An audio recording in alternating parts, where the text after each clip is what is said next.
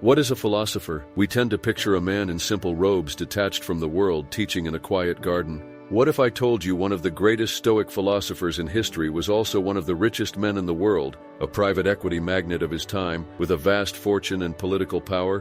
What if I told you this same man who wrote brilliant essays on tranquility and virtue was the personal tutor and senior advisor to one of history's most monstrous tyrants, the Emperor Nero?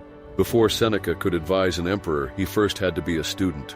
And his first great lesson was on the importance of finding a true master. In a bustling Rome filled with charlatan philosophers selling easy answers, Seneca was looking for something real. He found it in a Stoic named Attalus. Seneca's description of learning from Attalus is electric. He wrote that he would besiege his classroom, being the first to arrive and the last to leave. He said, listening to Attalus was like listening to the laws of virtue itself. What did Attalus teach him? Not just abstract theories, but practical physical applications of the philosophy. Seneca tells us about the exercises Attalus prescribed. He made him give up his comfortable mattress and sleep on a hard pallet to practice voluntary hardship. He made him give up sauces and fancy foods to learn that true pleasure comes from simple things. Attalus was training him to be resilient, to be indifferent to the whims of fortune long before he had a fortune to lose. Seneca wrote, "The living voice and the intimacy of a common life will help you more than the written word." He understood a crucial truth that we often forget in our age of online courses and endless books. Philosophy is best learned in dialogue, through mentorship, through observing a person who embodies the principles you wish to cultivate. You need a role model, not just a textbook. This search for a teacher defined Seneca's approach for the rest of his life. He saw himself not as a sage on a mountaintop, but as a fellow patient in the hospital of life, sharing what he had learned from the doctors who came before him. He knew that the first step to wisdom is the humility to admit you need a guide. Before you can ever hope to lead, you must first learn to follow. Who are your teachers? Who is your Attalus? It is the first and most important question a budding philosopher must ask themselves. This is the great paradox of Lucius Annaeus Seneca. His life is a dizzying contradiction that forces us to ask uncomfortable questions. Can a man preach detachment while living in opulent luxury? Can one maintain their integrity while serving a corrupt and violent regime? Is it possible to be a true Stoic in the real world with all of its compromises, dangers, and temptations? For centuries, Seneca has been a controversial figure. Some have called him a hypocrite. Others have seen him as a pragmatist, a man who tried to do good from within a broken system, to guide a monster and failed. But what is undeniable is the power and practicality of his writings. While Marcus Aurelius wrote for himself, Seneca wrote for us. His letters and essays are a direct practical correspondence course in how to apply philosophy to the messiness of human life. In this masterclass, we will journey through the dramatic life and timeless wisdom of Seneca. We will explore his lessons on wealth, power, adversity, anger, and time. And we will confront the ultimate test of his philosophy, how he faced his own death at the command of the very student he tried to guide. This is the story of the Stoics' paradox. After being recalled from exile, Seneca was thrown into the ultimate test of his philosophy. He was appointed as tutor and later senior advisor to the young Emperor Nero. This was not a quiet academic post. This was the heart of the viper's nest. How does a Stoic who values tranquility and virtue above all operate at the center of absolute power? For the first 5 years of Nero's reign, known as his Golden Age, Seneca and the Praetorian prefect Burrus effectively ran the empire. They guided the young emperor, tempered his worst impulses, and presided over a period of relative stability. Seneca tried to mold Nero into a philosopher king, just as Plato had dreamed of. He even wrote a powerful essay for him called On Clemency, arguing that mercy and forgiveness were the true signs of a great ruler, not brutality. He wrote, "Clemency is what makes the great distinction between a king and a tyrant," but Seneca was playing a dangerous game. He was a pragmatist, trying to mitigate harm from within a corrupt system. He likely rationalized the immense wealth he accumulated during this time as a necessary tool of influence, a way to stay relevant in a court obsessed with power and money.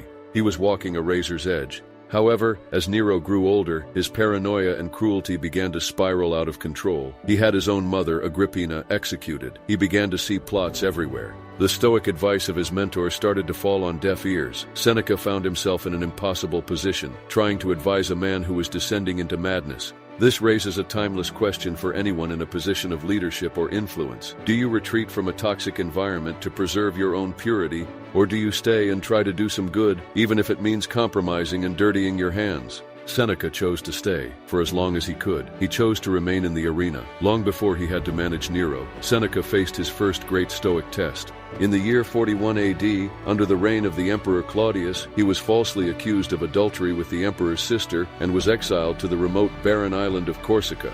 For a man accustomed to the vibrant intellectual and social life of Rome, this was a death sentence of the soul. He was stripped of his status, his friends, his home. He had nothing but time and his own thoughts. For the first few years, his letters show a man struggling. He complains about the desolate landscape, the barbaric people, the profound loneliness. He was human. He felt the pain of his circumstances. But then something shifted. He began to apply the very philosophy he had studied. He began to see his situation not as a punishment, but as an opportunity to practice what he preached. He realized that while the emperor controlled his location, he did not control his mind. He wrote, "The soul can create its own happiness, independent of external factors." It was in the depths of this exile that he truly forged his inner citadel. He used the solitude not for self-pity, but for self-reflection, study, and writing. He penned some of his most important works during this time, including his great consolation to his mother Helvia, in which he comforts her for his exile. He had learned the ultimate lesson of perspective. His body was imprisoned on an island, but his mind was free to roam the cosmos. This period of intense hardship was not a detour in his life, it was the crucible that transformed him from a clever intellectual into a true philosopher. He had turned the worst thing that had ever happened to him into the foundation of his future strength. We now arrive at the great paradox of Seneca, the question that has echoed for 2 millennia. How could the man who wrote so eloquently about the virtues of poverty and simplicity be one of the richest men in the Roman Empire? Was he, as his critics claimed, a massive hypocrite? To understand Seneca's position, we must understand the Stoic view of wealth. The Stoics categorized wealth not as a good or a bad thing, but as a preferred indifferent. This is a crucial distinction. The only true good for a Stoic is virtue. Health, wealth, and reputation are preferred because they make life easier and provide more opportunities to practice virtue. But they are indifferent because they have absolutely no bearing on your moral character. You can be a good person when you are rich, and you can be a good person when you are poor. Your wealth does not define your worth. Seneca addressed this criticism directly. He argued that the wise man does not love wealth, but he prefers it. More importantly, he knows how to own it without being owned by it. He gave a brilliant analogy. The wise man regards wealth as a slave, the fool as a master. He saw money as a tool, one that could be used for good, to help friends, to serve the state, but it was a tool he was prepared to give back to fortune at any moment without complaint. He wrote, "For I am not a slave to my possessions are a slave to me." The true measure of wealth for Seneca was not the size of one's bank account, but the smallness of one's desires. It is not the man who has too little, but the man who craves more, that is poor. This is the key. Seneca's goal was not to accumulate things, but to cultivate a mindset of detachment, so that if everything were taken away tomorrow, his inner peace would remain untouched. Whether he was always successful in this is a matter of debate, but the principle he taught is one of the most powerful financial and psychological lessons ever offered. Like a wake-up call, of all the topics Seneca wrote about, none is more urgent or more universally applicable than his masterpiece on the shortness of life. His opening argument is a direct assault on our most common complaint. He writes, "It is not that we have a short time to live, but that we waste a great deal of it. Life is long enough, and a sufficiently generous amount has been given to us for the highest achievements if it were all well invested."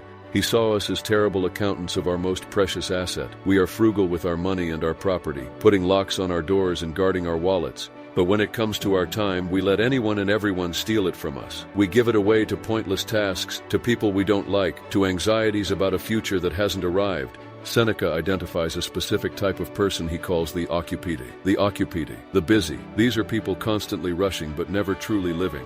They are always preparing to live, but never actually start. They live for the approval of others, for the next promotion, for retirement. They postpone their own lives.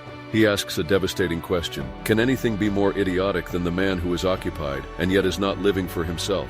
His solution is a call for a radical personal audit, to reclaim yourself as he put it, to treat your time with the same respect you treat your money.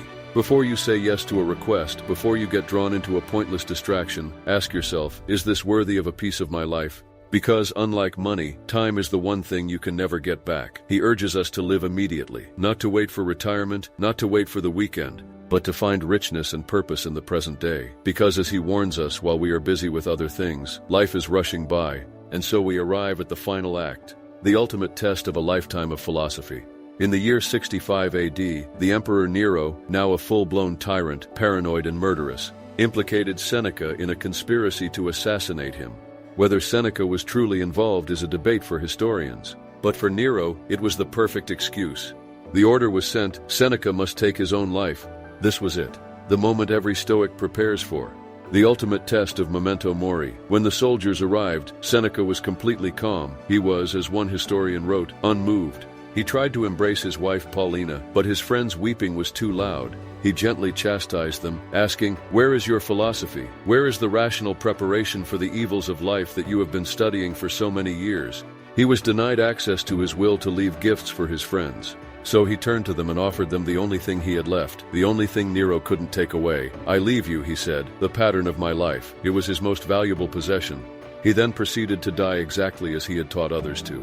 With courage, with rationality, and with an unwavering focus on his principles. He comforted those around him, dictating his final thoughts to scribes. His death was slow and agonizing, but his spirit remained unbroken. He was performing his final lecture. He had spent his life writing about how a wise man should face death. Now he was showing them. He proved in his final moments that his inner citadel was truly impregnable. The tyrant could kill his body, but he could not command his soul. So who was Seneca? A hypocrite who didn't practice what he preached, or a saint who lived a perfect philosophical life? The Stoic answer is, he was neither, and that is precisely what makes him so invaluable to us. Seneca's life was not a clean theoretical exercise. It was messy. It was compromised. It was filled with contradictions. And the struggle for meaning. These are universal challenges that resonate through time. Seneca's reflections remind us that life is complex and often contradictory. The fear of powerful people, but he did so on the world's biggest stage. He was not a perfect sage. He was a man in the arena, covered in dust and sweat, who stumbled often, but always tried to get back up and face the right direction. His legacy is not one of flawless perfection, but of relentless practice. He showed us what it looks like to try, every single day, to live up to a higher standard.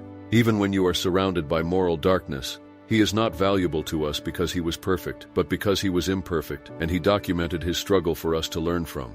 His letters are not the words of a god on a mountain. They are the advice of an older, wiser friend who has walked the path before us. He proved that philosophy is not something you find in a quiet classroom. It is something you forge in the fire of your own life. And his wisdom, born from that fire, has endured for 2 millennia, a timeless guide for anyone, anywhere, who seeks to build their own inner citadel. Thank you for joining this masterclass.